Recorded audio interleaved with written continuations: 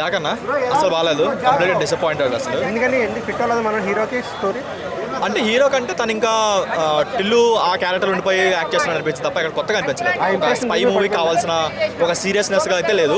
వీళ్ళు అట్లీస్ట్ కంప్లీట్గా comedy try చేయాల్సింది, లేదంటే కంప్లీట్గా యాక్షన్ అయినా ట్రై చేయాల్సింది. వీళ్ళు రెండు ట్రై చేద్దామని చెప్పి రెండు బొక్కబోట్ల పడ్డారు. ఇది సెట్ అవ్వాలి సినిమా. డైరెక్షన్ ఫాల్ట్ అంటారా?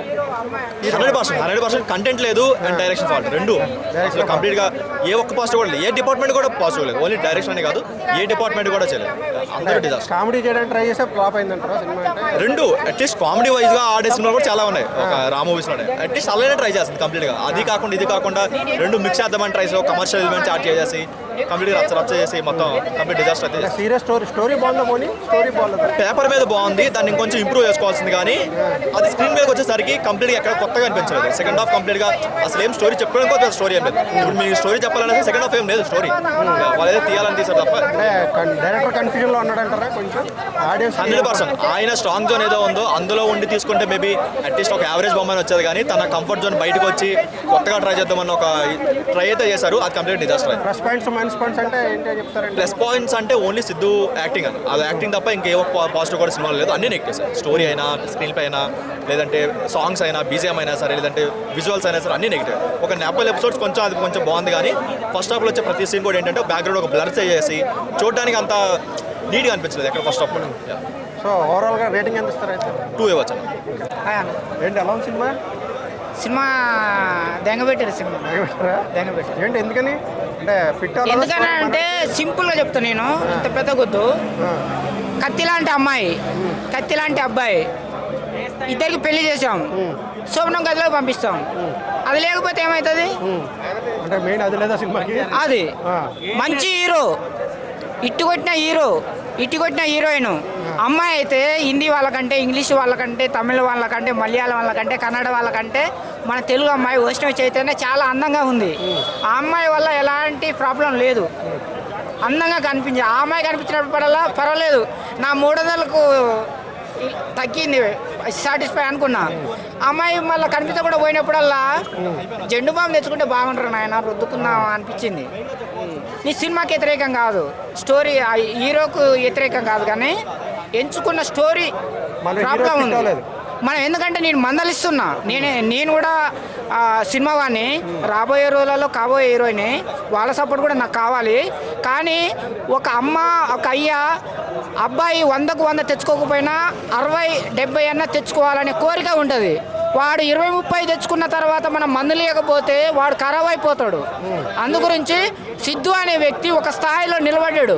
నెంబర్ 1 స్థాయి నుంచి నెంబర్ దిగజారకుండా నేను ఆయన మందలిస్తున్నా. అంటే డైరెక్టర్ ఫాల్టా?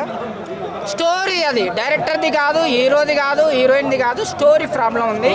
సరైన స్టోరీ ఎంచుకోండి, సరైన స్టోరీ కావాలి. అంటే సీరియస్ స్టోరీని కామెడీ చేశారా? అది సీరియస్ లేదు, ఉగ్రవాదులది లేదు, హిందూ ముస్లింది లేదు, ఇండియా పాకిస్తాన్ది లేదు, ఏందనేది లెక్క. హైదరాబాద్ దాకా సరే, హైదరాబాద్ స్టోరీ అంటే అది సరిగా లేదు, హిందూ ముస్లిం స్టోరీ అంటే అది సరిగా లేదు, సరే ఇండియా పాకిస్తాన్ స్టోరీ అంటే అది కూడా సరిగా లేదు. ఏదో ఒకటి ఉండాలి కదా.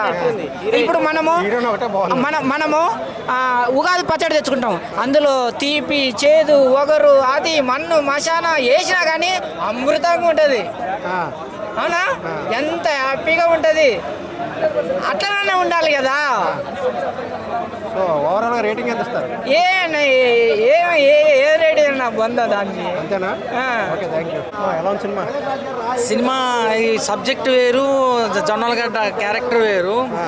ఒక మంచి రాతీని రా సబ్జెక్ట్ అనేది బెస్ట్ సబ్జెక్ట్. అది అట్లాంటి బెస్ట్ సబ్జెక్ట్ని తీసుకొని ఇట్లా ఫన్గా చేయడం అసలు బాగాలేదు. నచ్చలేదు సినిమా మీకు? అంటే ఏం నచ్చలేదు అంటే అసలు స్టోరీని బ్యాలెన్స్ చేయలేదా ఏంటి? రా అనేది ఇండియాకి సంబంధించిన ఒక ఏజెన్సీ సార్, ఇండియాని ప్రొటెక్ట్ చేసే సిస్టమ్ అది. దాన్ని ఇట్లా ఫన్గా చేయడము అసలు ఒక స్టోరీని తీసుకునేటప్పుడు దానికి తగ్గట్టు నెరేట్ చేయాలి, కానీ మీరు దాన్ని ఫన్నీ చేస్తే ఇంకా ట్రోల్స్కి గురవ్వాల్సి ఉంటుంది. ఒక సీరియస్ సబ్జెక్ట్ని కామెడీ చేస్తారా? 100%. అంటే 100% ఫ్లాప్ అయితే అంటే అంత అంత రానిది ఒక బెస్ట్ సబ్జెక్ట్ అన్న. అంత మంచి సబ్జెక్ట్ని తీసుకొచ్చి నువ్వు ఫన్ చేస్తే బాగోదు. Tillu okay, Tillu square okay, ఇది టిల్లు క్యూబ్ అవ్వాలంటే టిల్లు క్యూబ్ తగ్గట్టు తీయాలి. కానీ ఇట్లా ఒక మంచి సబ్జెక్ట్ని తెచ్చి ఇట్లా ఫన్ చేస్తే ఎక్కువ మంది ట్రోల్స్ చేస్తారు. ఇది కామెడీ కాదు. కామెడీ అనేది వేరే చేసుకోవాలి.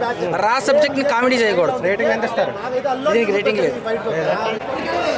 సినిమా సినిమా బాగానే ఉందన్న. ఏంటి అంటే సెట్ అయ్యడం మనోడు కామెడీ సినిమాలు చేశాడు కదా. అదే నేను అదే చెప్తున్నా. కామెడీ సినిమాలు చేసి కొత్త కాన్సెప్ట్ ఎంచుకున్నట్టు మంచిగా ఉందన్న.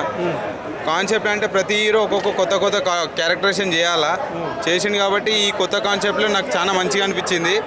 ఇంకోటి ఏంటంటే ఆయన స్టార్టింగ్ నుంచి ఎండింగ్ దాకా ఇదే మొత్తం రా ఏజెన్సీ, మొత్తం మిలిటరీకి సంబంధించిన రా ఏజెన్సీ, దానికి సంబంధించిన యాక్టింగే ఉంటుంది మొత్తం. మధ్య మధ్యలో జోకులు ఉంటాయి.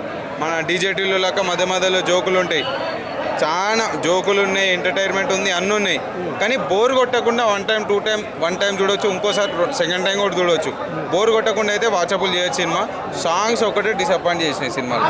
అంటే స్లోగా పోతాయి సాంగ్స్. ప్రతి సాంగ్ స్లోగానే పోతుంది. హీరోయిన్ బాగానే ఉంది అన్న. ఆమె ఎక్కువ అనిపించదు. 1 hour సినిమా 2 hours ఏమో ఉంటే 45 minutes 1 hour కనిపిస్తుంది. అంటే మొత్తం హీరో ప్రకాష్ రాజ్ మంచిగా చేసిండు. ప్రకాష్ రాజ్ సూపర్ సెట్ అయింది అన్న. రా ఏజెంట్కి ప్రకాష్ రాజ్ సూపర్. ఆ ప్రకాష్ రాజ్నే ఆడుకుంటాడు ఈ సినిమాలో. అంటే డీజేటీలు కాన్సెప్ట్లో ప్రకాష్ రాజ్నే ఆడుకుంటాడు ఇంట్లో. చాలా మంచిగా నచ్చింది సినిమా. సో రేటింగ్ ఎంత ఇస్తారు? రేటింగ్ అంటే 5కి 4 ఇవ్వచ్చు అన్న. 5కి 4. జొన్నలగడ్డ సిద్ధు సినిమాలో ఉంది.